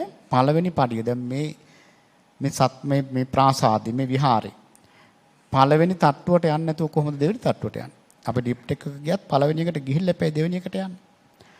එහෙමනම් පින්නතුනේ සීලවන්තකම නැතුව මේක හදාගන්න බෑ. සිල්වත්කමෙන් හොඳට මෝරන්න ඕන. ඔය අපි සමාදන් වෙන සීලේ පමණක් නෙවෙයි ඉන්ද්‍රිය සංවර සීලයත් හොඳට ආරක්ෂා වෙන්න ඕන. එහෙමනම් දෙවෙනි කාරණේ ස්වාමීන් වහන්සේ හරිය සීලවන්ත වෙන්නට ඕන. එහෙමයි සනස. එතකොට තුන්වෙනි කාරණය ටිකක් වැඩිපුරම තියෙනවා සනස. ඒක මතක් කරොත් දස කතාවස්තු පිළිබඳ තමයි සනස සාකච්ඡා කරන්නේ. ඒක ඔව්. ඇත්තටම මෙතන දැන් දස කතාව කියලා කියන්නේ අපි මෙතනදී තේරුම් ගන්න ඕන කරුණු තුනක් තියෙනවා. එකක් තමයි වැඩි කතාව. වැඩි කතාව කොහොමත් හොඳ නැහැ. දැන් අපි සාමාන්‍ය ජීවිතය ගත්තොත් අපිට වැඩියෙන්ම ප්‍රශ්න වෙලා තියෙන්නේ කට නිසා. එහෙනම් අපි කට වචනේ පාලනය කරගන්න ඕන. ඊළඟට එහෙම කියලා කතා නොකර ඉන්නත් බෑ. දැන් සමහර අය අවශ්‍ය දෙයට කතා කරන්න තු ඉන්නවනේ. ඒක වික්ෂුන් වහන්සේලා පිරිසක් වස් කාලේ සමගියෙන් ඉන්න ඕනේ නේද කතාව නැවැත්තුවා. කතාව නවත්තලා මොන හරි ඕන වුණාම අතින් පයින් කියන්නේ. සවැත් නුවරට ඇවිල්ලා දැන් බුදුරජාණන් වහන්සේ කිව්වා හොඳම ක්‍රමය අල්ලගත්තකෝ සමගියෙන් ඉන්න. දැන් බුදුරජාණන් වහන්සේ මොකද්ද? කිව්වා ස්වාමීනි අපි කතා කරන්නේ මොනම දෙයකටවත්. බුදුරජාණන් වහන්සේ නිග්‍රහ කළා. අවශ්‍ය දේ කතා කරන්න ඕනේ නැත්නම් දුෂ්ටියක්.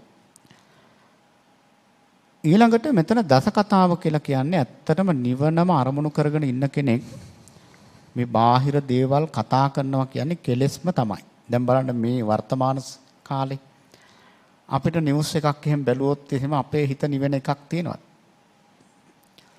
මේ කාලේ නෙවෙයි කොයි කාලෙත් නෑ ඉතින්. නේද? තියෙන්නේ එක්කෝ අපි ගැටෙනවා. දැන් මේ කාලේ නම් ගොඩක් ගැටෙනවා අතන මෙතන නොයේක් තැන්වල වෙන දේවල් අරගෙන මෙහෙ පත්තු කරගන්නවා නේද? ඉතින් මම මේ කියන්නේ ආත්මార్థකාමී දැන් ඔහොම කියනකොට දැන් සමහර කෙනෙකුට හිතෙන්න පුළුවන් මේ හාමුදුරු කියන්නේ මේ රට ගැන හිතන්න එපා. එහෙම එකක් නෙවෙයි. ඉතින් රට ගැන හිතන්න නම් ඇත්තටම අර විදිහට මෙත් වඩලා ඉතින් අපි රට ගැන හිතනවා නම් මේ කාලේ අපිට කරන්න තියෙන දේවල් තියෙනවා. අපි බැන ඉන්නේ නැතුව ඉතින් ඇත්තටම අපි කිසිම දවසක මෙහෙම කතා කරාට මේ ඇත්තටම ඡන්දයක්වත් මොනෝ පැත්තක්වත් අපි දීලත් නෑ අපිට අපේ මේ සංස්ථා අපේ වැඩපිළිවෙල එහෙම යන්නත් අපිට තහනම්. එතකොට පින්නතෝනේ හැබැයි මේ කාලේ අපි රට ගැනත් හිතනවා නම් හැමෝම ගැන හිතනවා නම් කරන්න තියෙන මොකද්ද? අපේ ගෙවල් වලට පුළුවන් තරමින් කොහොම හරි සෝලා එකක් හයි කරගන්නවා. ඊළඟට නල් ඉඳක් කපා ගන්නවා. ඊළඟට අර බයෝ ගෑස් මොන හරි ක්‍රමයකින් අපි හදා ගන්නවා. ඊළඟට පින්නතෝනේ බයිසිකලයට හුරු වෙනවා.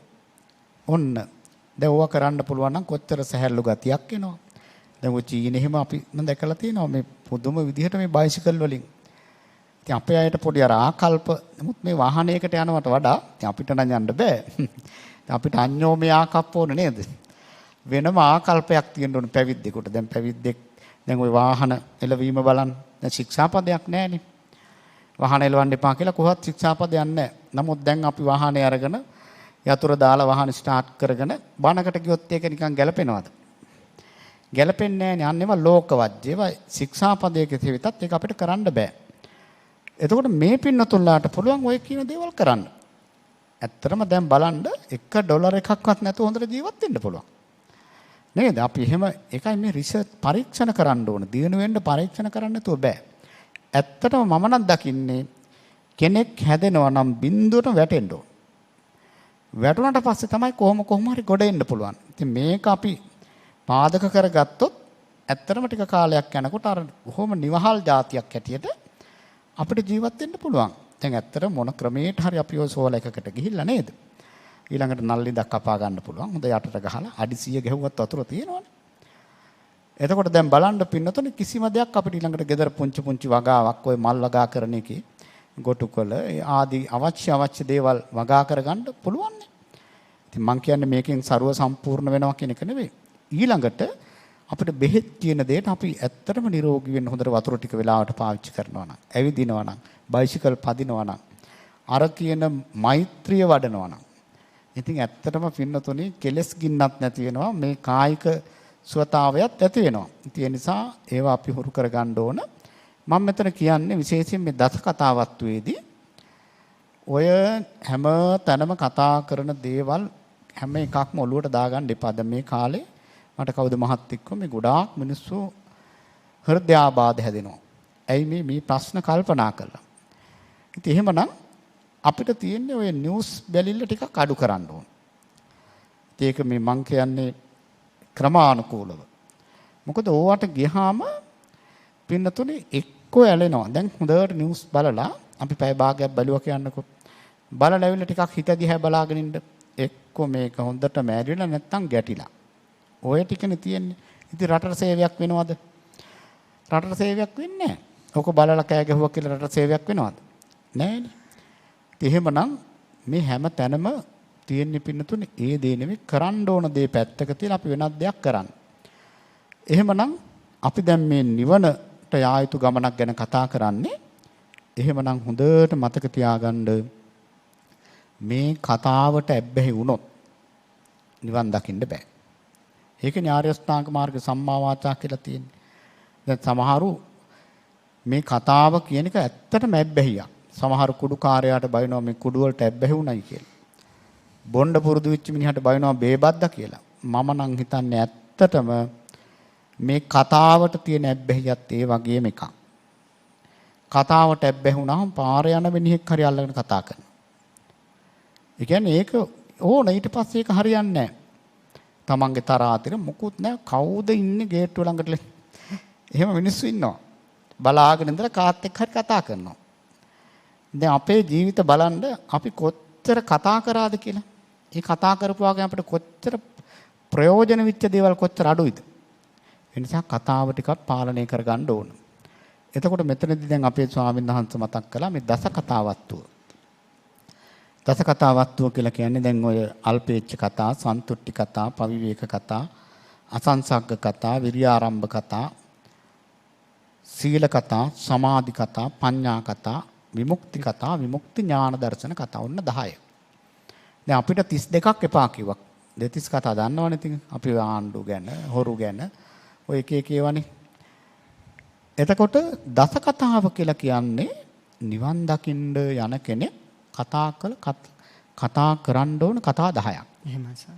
එතකොට ස්වාමීන් වහන්සේ ඇත්තට මේක අපිට හොඳට තේරෙනවා.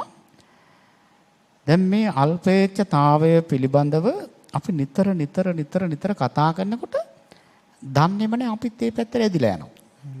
ඒක මට හොඳට ප්‍රත්‍යක්ෂයි. ඉස්සර නාවෙනි අරියදම් සාංශේ වැඩ ඉන්න කාලේ උන්වහන්සේ අපි උදේ වඳින්න ගියාම ඉතින් හැමදාම අනුශාසනාවක් කරනවා. සමහර අවස්ථාවල උන්වහන්සේ අල්පේච්ඡතාවය ගැන ඉතින් පුදුම කතා කියනවා අපේ පැරණි ස්වාමීන් වහන්සේලාගේ. මෙන්න ස්වාමීන් වහන්සේලා 4-5 නමක් 10ක් 15ක් සම්පූර්ණම ඔන්න එක වේලක් වළඳන්න හුරු වෙනවා. මේක හැමදාම තියෙන්නේ නැහැ. හැබැයි ඉතින් සතියක් දෙකක් හරි එක කරනවා. ඊළඟට තුන් සිවුරට පාවිච්චි කරන්න පෙළඹෙනවා. අර බලන්න. ඉතින් ආපහු වැටෙනවා ආය අනුශාසන හම්බෙන්න ඕන. ඒ කියන්නේ අනුශාසනා කියන්නේ නැවත මේක හම්බෙන්න ඕන. ඒ කියන්නේ මේ ඇත්තම සනස අල්පේක්ෂ භාවයට ඒ අල්පේච්ඡ භාවයෙන් යුතු අය අසුර ප්‍රධාන වශයෙන් බලපානවනේ ස්වාමීන් වහන්සේ. අසුර ඇත්තටම අසුර තියෙනවා නම් ලොකු දෙයක්. හැබැයි යන්තම් හරි දැකලා පොතකින් හරි කියවලා දැන් අපි ගත්තොත් මේ බුද්ධ ශාසනයේ අල්පේච්ඡ ස්වාමීන් වහන්සේලා පිළිබඳව අපි දැනගෙන අනේ මමත් මෙහෙම වෙන්න ඕන. අනේ සාරිපුත්ත මහ රහතන් වහන්සේ මෙහෙම අල්පේච්ඡයිනේ. අහවල් ස්වාමීන් වහන්සේ මෙහෙමනේ. දැන් ගිහියොත් ඉන්නවනේ අල්පේච්ඡයි නේද? දැන් මේක හිතන්න එපා මේක අපිට විතරක් නේ ඔය ඇත්තන්ටත් හොඳයි මේක. සාමාන්‍යයෙන් අල්පේච්ඡ කතාව කරනකොට ඔය බහුභාණ්ඩික ගතිය අඩු වෙනවා. දැන් බලන්නකො සාමාන්‍යයෙන් ඔය ගෙදරක වුණත් කාමරේ වුණත් ගොඩ ගහලා තියෙනකොට මහා අවුලක්නේ ඔළුවට. දැන් තුන් අල්මාරි 2 3 පුරවලා තිනුට අවුලක් නැද්ද? දැන් අවශ්‍ය පිළිවෙලට ඇඳුම් 20ක් තියෙනවා කියලා කියන්නේ. 20ත් වැඩි. ඉතින් අපි හිතමු 10ක් කියලා. එතකොට දැන් පින්නතුනි බලන්න කොච්චර සැහැල්ලුවක් තියෙනවද? දැන් මේ පුදුම විදිහට සේරප්පු සපත්තු කුට්ටන් අරවා මේවා වැඩි වෙනකොට ඇත්තටම ඒ වැඩි වෙන්න ලොකු ප්‍රශ්නයක්. එහෙමනම් අපි අල්පේච්ඡ කතාව කරනකොට අපි මේ පැත්තට ඇදිලා යනවා. දැන් ඊළඟට ස්වාමීන් වහන්සේ දැන් ඔය මිනිසුන්ගේ මම දැන් අල්පේච්ඡ කතාවත් එක්කම මම ගන්න සානස දැන් මිනිසුන්ට මං හිතන්නේ දැන් බඩු මිල වැඩි ස්වාමීන් වහන්සේ ආදායම අඩුයි. එතකොට දැන් අපිට බැලුවම තේරෙනවා ඉස්සර වගේ දැන් ඉස්සර අපේ ධර්මයේ තියෙනවනේ ස්වාමීන් වහන්සේ අතිච්ඡත්‍රා කියන සාමාන්‍යයෙන් තමන්ගේ පාත්‍රය නෙවෙයි අනුන්ගේ පාත්‍රයේ තියෙන දෙයටත් ආස කරනවා කියලා. දැන් ඉතින් එහෙමනේ අපේ ජන සමාජයේ තිබ්බසානස් තමන්ගේ වස්තුවට නෙවෙයි අනිත් වස්තුවටත් ආස කරන්නේ. ඒ නිසා සෑම දෙයක්ම ගන්න උත්සාහ කරා. දැන් බඩු මිල ඉහළයි මිනිසුන්ගේ ආදායම තිබ්බ මට්ටමේම. එතකොට දැන් තමයි අපේ මේ ಗುಣධර්ම මේ වෙලාවේ තමයි ගොඩනගා ගන්න හොඳම අවස්ථාව කියලා මට හිතෙනවා සාන්නස. ඔව් ඉතින් කරනවා නම් හොඳයි. එහෙමයි සාන්නස. ඉතින් කරනවා නම් හොඳයි. ඇත්තටම කරගන්න බැරි කමනේ මෙතන තියෙන ප්‍රශ්නේ. දැන් තියෙන්නේ දැන් කොහොම වේගවත් වෙලා ඉන්නේ. එහෙමයි. ඉතින් ඇත්තටම දැන් අපි ටිකක් හරි ධර්මයට ප්‍රවේශ වෙලා දැන් අපි අල්පේච්ඡතාවයට හුණු කරගත්තා නම් නේද? දැන් ඔය දැන් අර පිරිමස්සම කියන එක දැන් හොඳට අපි මේ වෙලාවේ භාවිතයට ගන්න හොඳ කාලයක්. ඉතින් අපිට එහෙම කරගන්න පුළුවන් නම් ඉතින් ඒක ලොකු දෙයක්. දැන් ඇත්තට දැන් මෙහෙම දැන් මේ අනුශාසනාව අහලා වුණත් දැන් කෙනෙක් කියන්න පුළුවන් හාමුදුරුවෝ නම් හොඳට දේශනවා හොඳට දානෙ හම්බෙනවා. එහෙම හිතන්න පුළුවන් නේද? දැන් මට මතකයි දවසක් මම පැවිදි වෙන්න ඉන්නකොට දියතලාවේ ආරන්නේ පුංචි කොළුවේ peer ගහක නැගලා. දැන් සිල් අරගෙන සිල් ඇඳුමක් දාගෙන පොඩි කොල්ලෙක් පුංචි ළමෙක්. ඉතින් එහි හිටපු ස්වාමීන් වහන්සේ නමක් කිව්වා දැන් මොකද ඔයා දැන් සිල් ගත්තා නේද? ඊට මේ ළමයාට ඔව් කියලා කිව්වා. ඉතින් එහෙනම් මොකටද ඔය peer කඩන්නේ? ඉතින් හොඳ නෑනේ peer කඩන්න කියලා මේ ස්වාමීන් වහන්සේ අවවාද කළා. ඉතින් මේ කොළුව හරි කටකාරයි. ඉතින් මෙයා කියනවා මේ බඩගිනි සාදු. ඉතින් ඒක ඉතින් අපි ඉන්නේ කියලා මේ ස්වාමීන් වහන්සේ කිව්වා. අපි ඉන්නේ කියලා කියනකොට මේ ළමයා කියනවා සාදුලාට නම් මොකද කිරිපැණි ඔක්කොම ලැබෙනවනේ. ඉතින් ඒ වගේ දැන් මිනිස්සු සමහරලාට හිතන්නත් පුළුවන් මම මේ කියන ගමන් මට හිතෙනවා මෙහෙමත් දැන් අපි ලොකුවට මේ කිව්වට ඉතින් මේවා ගලප ගන්න ගියාම ලේසි නෑනේ නේද? ඉතින් ඒ නිසා අපි කාටත් සාධාරණ විදිහට අපි දැන් ඇත්තටම මිනිස්සුන්ගේ ගැටලු තිබ්බයි කියලා අපිට ධර්මයේ පහත් කරන්න බෑනේ. අපි දැන් කතා කරන්නේ මේ ඇත්තටම මේ අල්පේච්ඡතාවය. ඉතින් ඒවා පිළිබඳව කතා කරනකොට ඉතින් අපි ධර්මයේ කියනවා. ඉතින් ගන්න කෙනා ගන්නේ නැති කෙනා ඉතින් අර යෝනිසෝ මනසිකාරය අයෝනිසෝ මනසිකාරයයිනේ තියෙන්නේ. ඉතින් මනසිකාරය අනුව මේක ගලපගන්නේ. එහෙමයි සානස. එහෙමනම් සානස දැන් අපි කාලය යන නිසා දස කතාවත් මෙතනින් අපි නතර කරමු සානස. ඔව්. දැන් ඇත්තටම මේ අපි හිතුවට වඩා මේ වෙන දේවල් වලට ගියානේ කාලේ.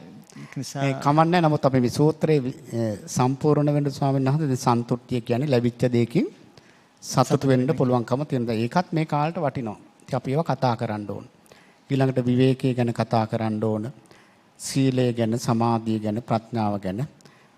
ඊළඟට නිවන ගැන ඒවා පිළිබඳව කතා කරන්න අපට පුළුවන්. එහෙමනම් දස කතාවත්ව කියලා කියන්නේ ඔන්න ඔය කාරණා 10ට. එහෙමයි සානස. ඒත් එක්කම සානස දැන් ඊළඟ කාරණේ තමයි වැදගත් කාරණයක් සානස වීරිය කියන එක. වීරිය කියන ධර්මය කොහොමද අපි නිවනට දියුණු කරගන්නේ කියන කාරණේ තමයි ඊළඟට විමසන්න සානස සූත්‍රේ. දැන් වීරිය කියන එකත් අපි තාම කෙටියෙන් කතා කරමු. නැත්නම් මේකත් ලොකුවට දිගට යන එකක්. පින්නතොල හොඳට මතක තියාගන්න මේ වීරිය නැතුව නම් අපිට මේ ගමන යන්න බෑ. ඉතින් මේ කාරණා මේකේ තියෙන ඔක්කොම එකක් අතහැරලා යන්න බෑ. දැන් ලෞකික ජීවිතේ වුණත් වීරියක් නැත්තම් මොකුත් කරගන්න බෑනේ නේද? වීරිය තියෙන්න ඕන. ඒකනේ දැන් සතිපට්ඨාන සූත්‍රයේ පළමුවෙන්ම ආතාපී කියලා තියෙන්නේ.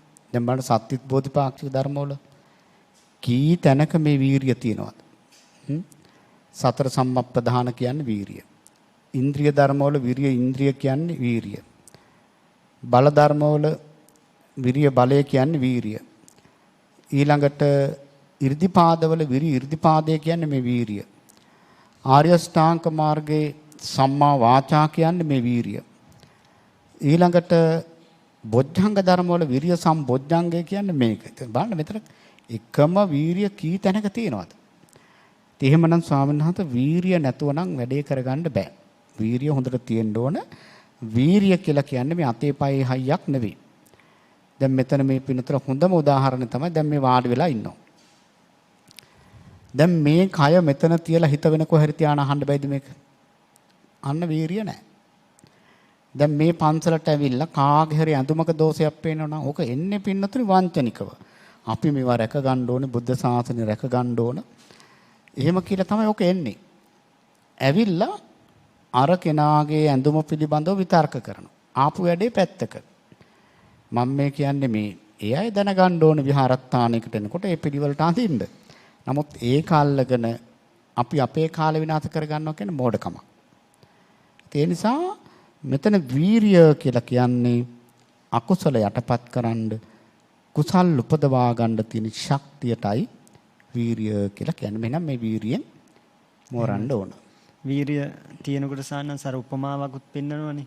යුද්ධයකට ගියාම සේනාවට හානි වුණාම සේනාව දිරිගන්නවලා ඉස්සරහට යවන්නේ මේ සෙන්පතියා වගේ කියන වීරිය ස්වාමීන් වහන්සේ. අපේ අකුසල් මේ කුසල ධර්ම වැටෙනකොට යම් වෙලාවක වීරිය වැඩෙනවද?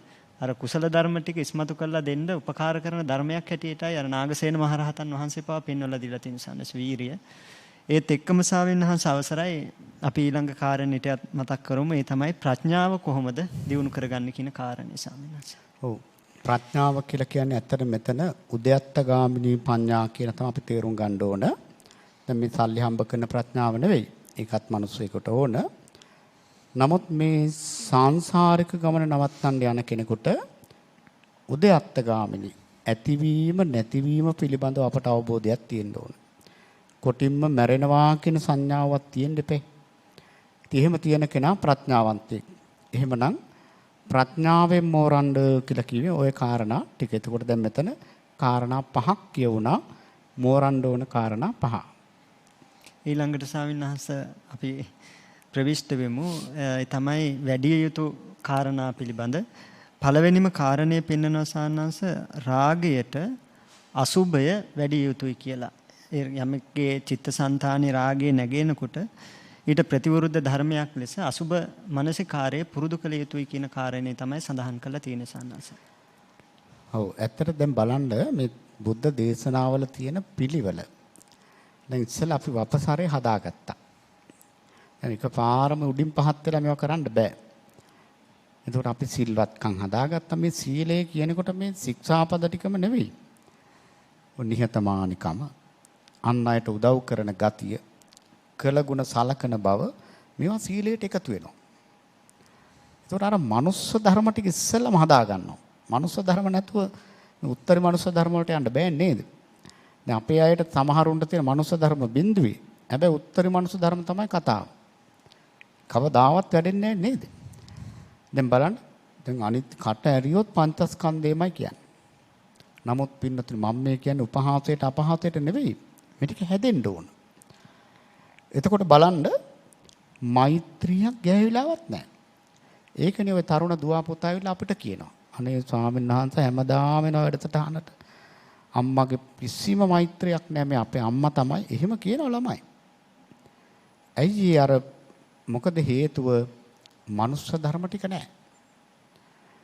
බුදුරජාණන් වහන්සේ වදාළේ මනුස්ස ධර්ම හදාගෙන තමයි උත්තරී මනුස්ස ධර්ම වලට යන්න පුළුවන්කම තියෙන්නේ. එතකොට අපේ සිරිධම්ම ස්වාමීන් වහන්සේ මතක් කරපු විදිහට දැන් බුදුරජාණන් වහන්සේ දැන් මේ වපසරේ හදාගෙන ඔන්න දැන් වැඩපිළිවෙල. මේ කාරණා පහෙන් මේරුවා. ඔන්න දැන් දියුණු කරන්න තියෙන කාරණා 4. එකෙන් පළවෙනි එක තමයි අසුභා භාවේ තබ්බා රාගස්ස පහනාය. අසුභය පුරුදු කරන්න කියනවා මොකටද? රාගේ නැති කරන්න.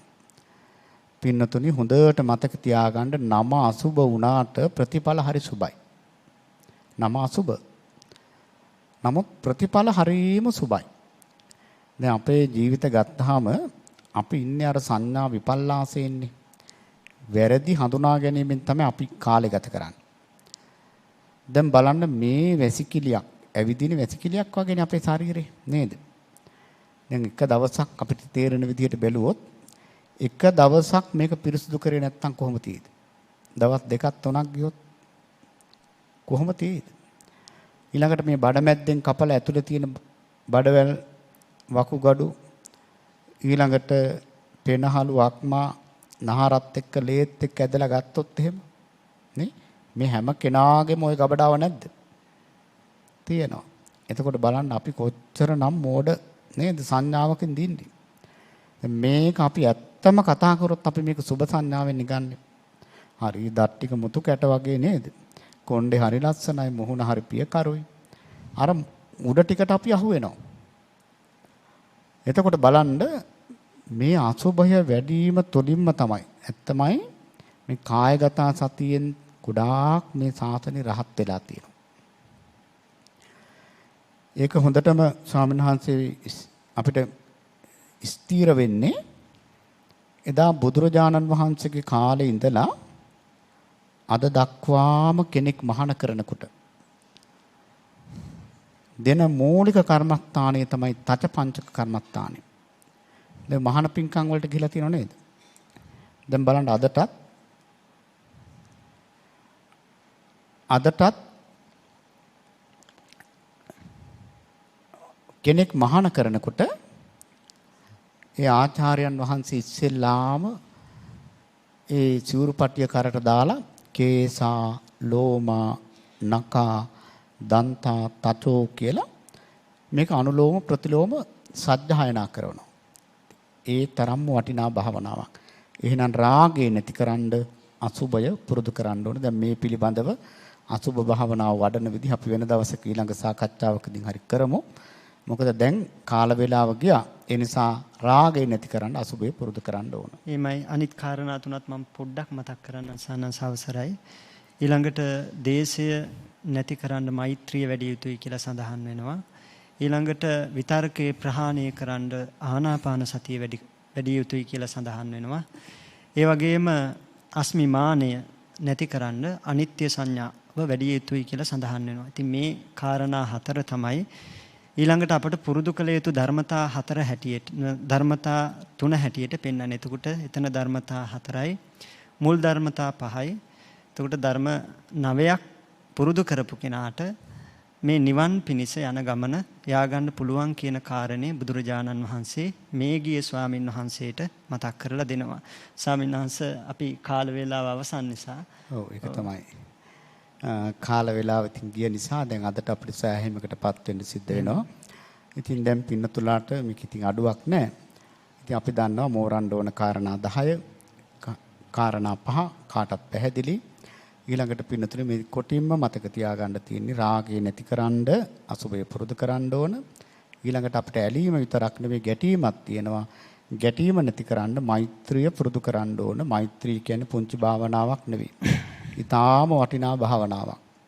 ඊළඟට විප්සිතතාවයේ තියාගෙන හිතෙහි විසිරිච්ච ස්වභාවයක් තියාගෙන අපිට යථාර්ථය දකින්න බෑ. ඒකනේ සමාධින් භික්කවේ භාවේත කිව්වේ. එහෙමනම් සමාධිය ඇති කරගන්න ආනාපාන සතිය ප්‍රගුණ කරන්න ඕන. ඊළඟට අස්මිමාන්නේ නැතිකරන්න අනිත්‍ය සංඥාව ප්‍රගුණ කරන්න ඕන. මේකයි වැඩපිළිවෙල. එහෙමයි සානංශ. එහෙනම් අද අපිට කාරණා ගොඩක් තිබුණත් ඇත්තටම මේක කෙටියෙන් මතක් කරන්න යෙදුනේ. කෙටියෙන් නමුත් මේ පින්වත් පිරිසට ඒ අවශ්‍ය කාරණා යම් මට්ටමින් හරි මේ අයගේ ජීවිතයට උදව් උපකාර වන විදිහට පැහැදිලි කරගන්න යෙදුණා. ඉතින් අපි මුලින්ම මේ වෙලාවේ අද අපි මේ ධර්ම සාකච්ඡාව මෙතනින් අවසන් කිරීමට තමයි සූදානම් වන්නේ. මුලින්ම අපගේ දහම් වැඩසටහනට වැඩම කරන්න යෙදුණු ඒ අපගේ කල්යාණ මිත්‍ර, ඒ වගේම මේ අයට නිතර ධර්මයෙන් අනුශාසනා කරන, ඒ වගේම සියලු දෙනාටම බොහෝසේ උපකාර කරන, ඒ වගේම ත්‍රිපිටකාචාර්ය අභිධර්ම විශාරද අපගේ ගුරු දේව අවසරයි ඒ මිරහවත්තේ පඤ්ඤාසිරි ස්වාමින්ද්‍රයන් වහන්සේට මේ සියලු පුණ්‍ය ධර්මයන්ගේ ආශිර්වාද බලයෙන් උන්වහන්සේට ශාසනික ප්‍රතිපදාවන් Taman බලාපොරොත්තු වන විදිහට පූර්ණේ කරගන්න මේ සියලු පුණ්‍ය ධර්මයන් හේතු වේවා කියන ප්‍රාර්ථනය උන්වහන්සේට පැතූ බෝධියකින් ඒ අමා මහ නිර්වාණ ධාතුව සුවසේ අවබෝධ කරගන්න මේ සියලු පුණ්‍ය ධර්මයන් එක ලෙසටම හේතු වේවා වාසනාව වේවා කියන ප්‍රාර්ථනය අපි සිද්ධ කරමු.